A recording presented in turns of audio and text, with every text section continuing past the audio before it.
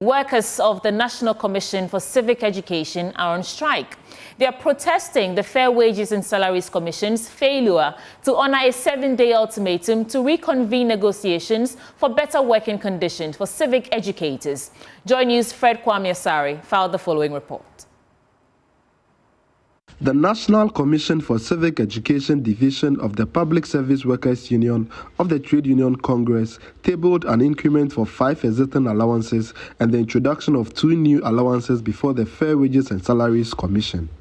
The demands included an increase in the Civic Education Field Allowance, Public Engagement Allowance, Democracy Retention Allowance, Hardship Frontier Allowance, and District Directors' Duty Holders Accommodation Subsidy. The division requested the introduction of Professional Development Allowance and Fuel Allowance, out of which only the Professional Development Allowance was agreed upon after several negotiations.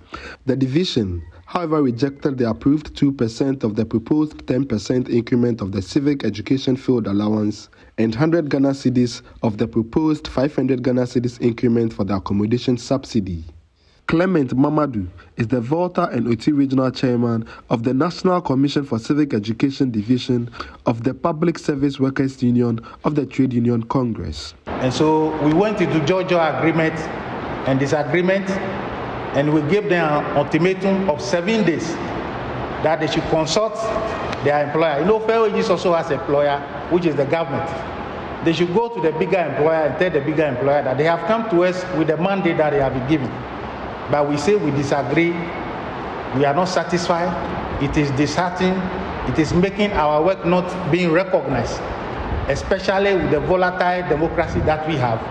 He announced an indefinite strike action decision taken by the National Executive Council. So we are only telling you that from today, close of work 4 o'clock, tomorrow we do not want to see anybody at work.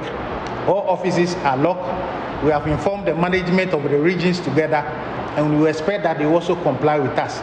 So those who are in charge of locks, today when you close, go home with your locks.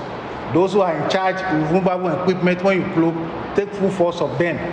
We do not want the office to be operationalized, so that Fair Wages and Salary and Labor Commission and their employers will see the need to engage us more, so that all of us reach a core agreement and we come back together to work and protect the democracy, which is protecting all of us, especially the establishment of these 2 commissions and the government in general.